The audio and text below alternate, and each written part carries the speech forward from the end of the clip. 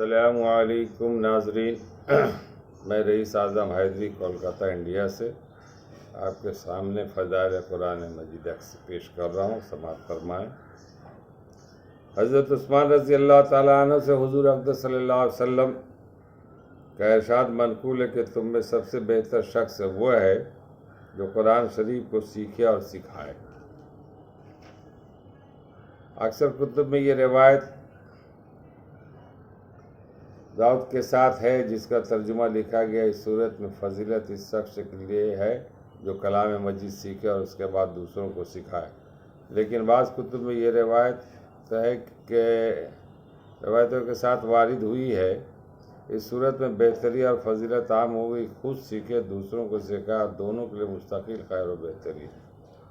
کلام پاک چونکہ اصل دین ہے، اس کی بقا و اشاعت پر ہی دین کا مدار ہے، اس لیے اس کے سیکھنے اور سکھانے کا افضل ہونا ظاہر ہے، کسی توضیح کا محتاج نہیں، البتہ اس کے انواع مختلف ہیں۔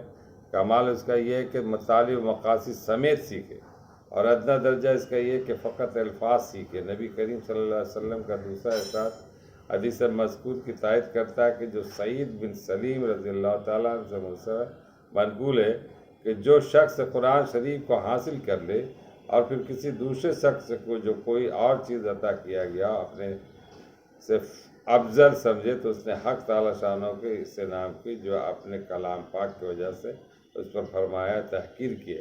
اور کھلی ہوئی بات ہے کہ جب کلام الہی سب کلاموں سے افضل ہے، جیسا کہ مستقل احادیث میں آنے والا، تو اس کا پڑھنا پڑھانا یقیناً سب چیزوں سے افضل ہونا ہی چاہیے۔ ایک دوسری حدیث ملا علی قاری رحمۃ اللہ علیہ نے نقل کیا کہ جس شخص نے کلام پاک کو حاصل کر لیا، اس نے علوم نبوت کو اپنی پیشانی میں جمع کر لیا۔ سہل تستری فرماتے ہیں کہ حق تعالیٰ شانہ سے محبت کی علامت یہ ہے کہ اس کے کلام پاک کی محبت قلب میں ہو۔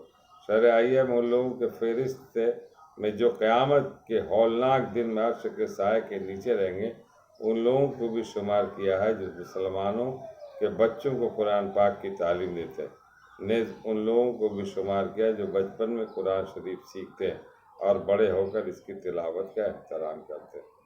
اللہ تعالی ہم لوگوں کو قرآن پڑھنے، سیکھنے اور سکھانے کی توفیق عطا فرمائے۔ وما علینا الا البلاغ۔ آج عصری کتابیں ہم لوگ بہت پڑھ رہے ہیں، دنیاوی کتابیں بہت پڑھتے ہیں، مگر قرآن پڑھنے کی فرصت ہے، اس کے معنی مطالب کو سمجھیں۔ دن بھر لگو باتیں، ناول ہے، افسانہ ہے، کہانی ہے، وغیرہ وغیرہ، جس میں دلچسپی کے ساتھ لوگ پڑھتے ہیں اور رات بھر پڑھتے ہیں، مگر یہ نہیں کہ رات بھر قرآن پڑھیں۔ اللہ تعالیٰ ایسے ہمارے دل کو بنا دے کہ ہم قرآن پڑھنے والا اور اس کے معنی مطالب کو سمجھنے والا بن جائیں۔ اگر ہم نہیں سمجھیں گے تو سمجھیں کہ دین کے راستے پہ صحیح نہیں چل سکے۔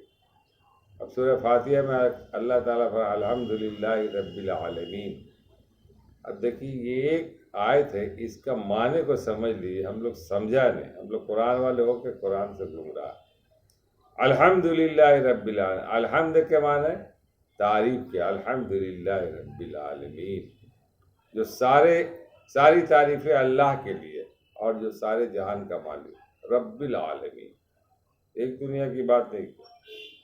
اب یہ سائنٹسٹوں نے جو ہے نا، سائنسدانوں نے اس ایک آیت کو پڑھ کر جو ہے نا چاند پر جانے کو فکر کیا اور پہنچ گئے، اور ہم لوگ دیکھا کہ 7 آسمان، ایک آسمان نہیں، 7 آسمان اللہ تعالیٰ بتا رہے قرآن۔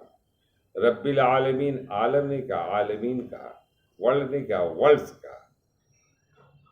تو یہ بات بہت غور کرنے کی ہے۔ Praise be to Allah the Lord of the world. ایک آسمان نہیں ہے، 7 آسمان، اس کی روایت ہے، حدیثوں سے پتہ چلتا ہے۔ محمد صلی اللہ علیہ وسلم جب عرش معلیٰ پر گئے تو 7 آسمان پہ 7 پیغمبروں سے ملاقات ہوئی، پہ آدم علیہ السلام، ابراہیم علیہ السلام، موسیٰ علیہ السلام، عیسیٰ علیہ السلام اور بہت سارے معاملات۔ اللہ تعالیٰ ہم لوگوں کو پڑھنے اور سننے سے زیادہ عمل کرنے کی توفیق عطا فرمائے۔ شاید کہ تیرے دل میں اتر جائے میری بات، اللہ تعالیٰ۔ السلام علیکم ورحمۃ اللہ۔